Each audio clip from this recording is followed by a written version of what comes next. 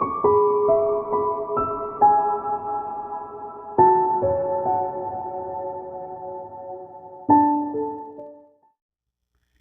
Students, I am Rishikesh, your science coach. आप सभी का स्वागत है आपके अपने यूट्यूब चैनल माधवास ट्यूटोरियल पे।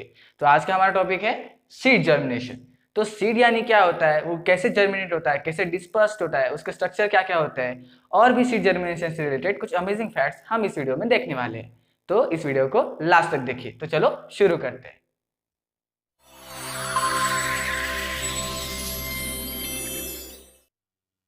तो हमारे सराउंडिंग में आपको बहुत सारे प्लांट्स देखने को मिलेंगे, स्पेशली इन रेनी सीजन में आपको हर तरफ ग्रीनरी दिखाई देती है। ऐसा क्यों होता है? तो ये जो कंडीशन होती है, ये फेवरेबल कंडीशन होती है सीड जर्मिनेशन के लिए। तो अब सीड जर्मिनेशन कैसे होता है, इसे देखने से पहले हम देखेंगे कुछ प्लांट्स के बेसिक स्ट्रक्चर। ठीक है, तो तो ये जो ये सॉइल लेयर है, ठीक है, सॉइल लेयर के जो अपर आपको दिख रहा है एक इरेक्ट स्ट्रक्चर पार्ट जो दिख रहा है, वो क्या है? स्टेम। इसे हम क्या कहेंगे? स्टेम। ओके। अब ये क्या है? जो स्टेम होता है हमें दिखता है, बट ये जो नीचे आपको फाइब्रस स्ट्रक्चर दिख रहा है, ये हमें नहीं दिखता, ये सॉइल में होता है। तो ये जो फाइब्रस स्ट्रक्चर है, इसे हम क्या कहेंगे? रूट। ओके। देन उसके बाद ये जो आपको दिख रहा है स्ट्रक्चर, सबको पता है क्या है? Yes, leaves. उसके बाद ये जो रेड है, रेड कलर का पार्ट दिख रहा है, ये क्या है? फ्लावर। और ये जो ब्लैक कलर में आपको दिख रहा है, ये क्या है? फ्रूट। तो ये क्या है? ये सब क्या है? प्लांट्स के बेसिक स्ट्रक्चर्स है। तो ये इतना बड़ा बेसिक स्ट्रक्चर एक्चुअली आया कहां से? यस, तो ये आया है एक छोटे से सीड से। अब सीड यानी क्या होता है? तो हमें बहुत सारे फल खाना पसंद होते हैं, जैसे कि mangoes, watermelon, apples, etcetera etcetera. तो उसमें हम जब वो फल खाते हैं, तो उसमें हमें कुछ हार्ड कोरिंग वाले स्ट्रक्चर दिखाई देते हैं। तो क्या होते हैं? यस, क्या होते हैं? सीड्स होते हैं। तो अगर हम सीड्स की डेफिनेशन करेंगे तो कैसे करेंगे? Seed, it is a part of plant which is present in the fruit and new plant grow from it when it get a proper condition. ठीक है, तो एक्चुअली हर प्लांट में अलग अलग प्रकार के सीड्स होते हैं। तो actually basically two types of plants होते हैं। एक होता है एंजियोस्पर्मिक प्लांट और एक होता है जिम्नोस्पर्मिक प्लांट। तो एंजियोस्पर्मिक प्लांट में होता है क्लोज सीड्स, यानी वो फ्रूट के अंदर प्रेजेंट होते हैं, और जिम्नोस्पर्मिक प्लांट में नेकेड सीड्स होते हैं। ओके, तो अब हम देखेंगे सीड का स्ट्रक्चर। तो सीड स्ट्रक्चर, ओके, तो सीड स्ट्रक्चर देखो, हम यहाँ पे मैंने सीड की डायग्राम निकाली है। ठीक है, तो सीड स्ट्रक्चर में क्या होता है? पहले हमको, अब अलग, मैंने आपको पहले बताया कि अलग अलग प्रकार के अलग अलग प्लांट्स में अलग अलग प्रकार के सीड्स होते हैं। ठीक है, उनके अलग अलग शेप्स, अलग अलग स्ट्रक्चर्स होते हैं। किसी सीड्स के ओवल स्ट्रक्चर होता है, किसी का सर्कुलर, किसी का इलांगेटेड, और डिफरेंट टाइप्स के शेप्स होते हैं, किसी का किडनी शेप्स। तो हमने किडनी शेप का एक, ये क्या दिख रहा है आपको? किडनी शेप सीड दिख रहा है। तो ये जो सीड है, ये राजमा, राजमा आपको पता है सबको। ठीक है, राजमा की सब्जी सबने खाई होगी, मुझे तो बहुत पसंद है, आपको भी बहुत पसंद होगी, राइट? तो राजमा का जो सीड है, ये हम इसमें देखने वाले हैं। ठीक है, तो आपको क्या दिख रहा होगा? अंदर से ये क्या है, और उसके ऊपर से एक ब्लैक कवरिंग दिख रही होगी। जो ये ब्लैक कवरिंग है, इसे क्या कहेंगे? उससे हम आउटर कवरिंग कहेंगे, और ये आउटर कवरिंग का नाम है सीड कोट। क्या नाम है इसका? Seed coat. तो इसका फंक्शन क्या होता है? सीड कोट का फंक्शन होता है सीड को डैमेज से बचाना, यानी प्रोटेक्ट करना। ठीक है, और सीड कोट में टाइनी पोर्स प्रेजेंट होते हैं। क्या प्रेजेंट होते हैं? टाइनी होल्स कह सकते हैं, या टाइनी पोर्स प्रेजेंट होते हैं। क्यों प्रेजेंट होते हैं? Because at a time of generation seeds want to water. Okay, जब सीड के अंदर वाटर जाएगा, तब सीड क्या होता है? जर्मिनेट होना शुरू होता है, चालू होता है। ठीक है, तो इसीलिए वहां पे क्या प्रेजेंट होते हैं? पोर्स प्रेजेंट होते हैं। ओके, अब इसके अंदर का, जो ये इसके अंदर का दिख रहा है स्ट्रक्चर आपको, ये क्या है? एम्ब्रियो। क्या है? एम्ब्रियो। इसे हम बेबी प्लांट भी कहते हैं। क्या कहते हैं? बेबी प्लांट, जिससे फ्यूचर में एक बड़ा प्लांट तैयार होने वाला होता है। तो ये क्या होता है, एम्ब्रियो होता है। अब बेबी प्लांट के लिए जो ये बाकी का हिस्सा हमें दिख रहा है, ये जो बाकी का हिस्सा है, ये जो हिस्सा है ये क्या होता है, एंडोस्पर्म। क्या कहते हैं इसे, एंडोस्पर्म। और इसे दूसरा नाम कहते हैं कॉटिलीडॉन।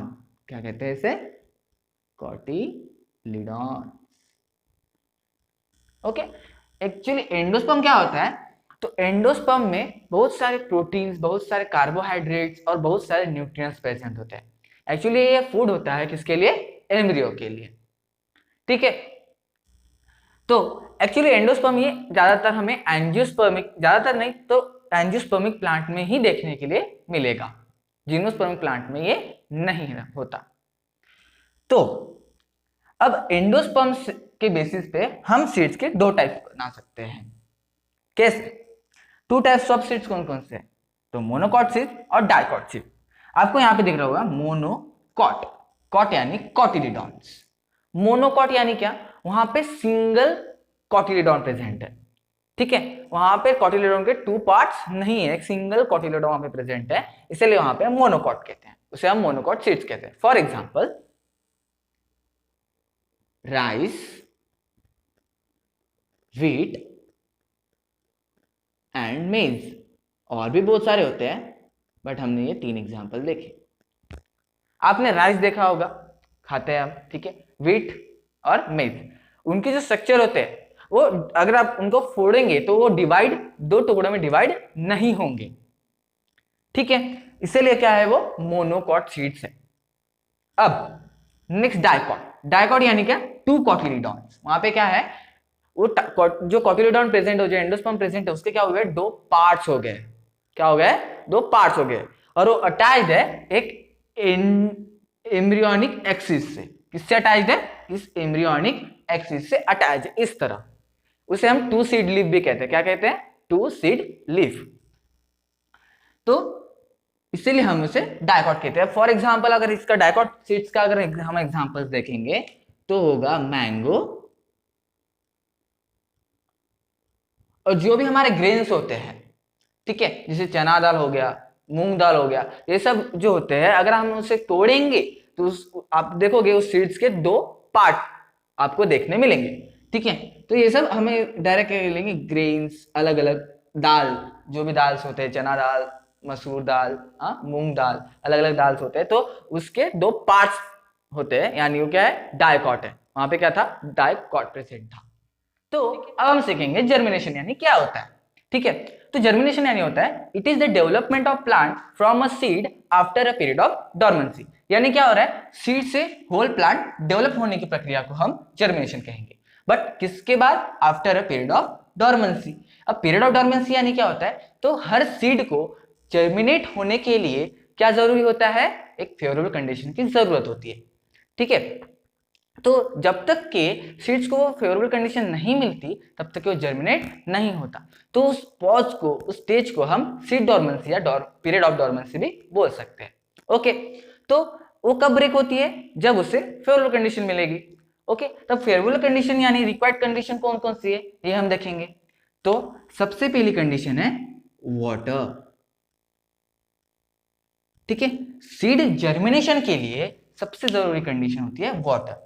ओके, ओके से अब मैंने थोड़ी देर पहले आपको बताया था, जब हम सीड का स्ट्रक्चर देख रहे थे तब मैंने आपको बताया था कि सीड के ऊपर एक आउटर कवरिंग होती है। ठीक है, उस कवरिंग को हमने नाम दिया था सीड कोट। सीड कोट में मैंने बताया था आपको कि टाइनी पोर्स प्रेजेंट होते हैं, यानी टाइनी होल्स प्रेजेंट होते हैं। किसके लिए, यानी क्या होता है, सीड जर्मिनेशन के वक्त वाटर बहुत जरूरी होता है, इसीलिए वाटर की एंट्री के लिए वो होल्स वहां पे प्रेजेंट होते हैं। ओके, तो जब सीड जर्मिनेट होता है तो क्या होता है, वाटर अंदर, मतलब वाटर इम्बाइब होता है, और क्या होता है, फिर वो फूलता है और सीड कोट डैमेज होता है और फिर एंडोस्पर्म बाहर निकलता है। ओके, नेक्स्ट होता है टेम्परेचर। ओके, अब बहुत ही कम टेम्परेचर रहा, यानी बिल्कुल लो टेम्परेचर रहा, तो भी सीड जर्मिनेशन नहीं होगा। ठीक है, अगर बहुत ही हाई टेम्परेचर रहा तो भी सीड जर्मिनेशन नहीं होगा। ठीक है। अब हाई टेम्परेचर पे तो सीड जल ही जाएगा, मर जाएगा बेचारा, वो जर्मिनेट कैसे होगा, ठीक है। तो सीड जर्मिनेशन के लिए हमें जरूरी होता है ऑप्टिमल टेम्परेचर की। तो ऑप्टिमल टेम्परेचर क्या होता है, वो होता है between the 25 degree Celsius to 35 degree Celsius. ये होता है सीड जर्मिनेशन के लिए ऑप्टिमल टेम्परेचर। ओके, अब नेक्स्ट रिक्वायर्ड कंडीशन है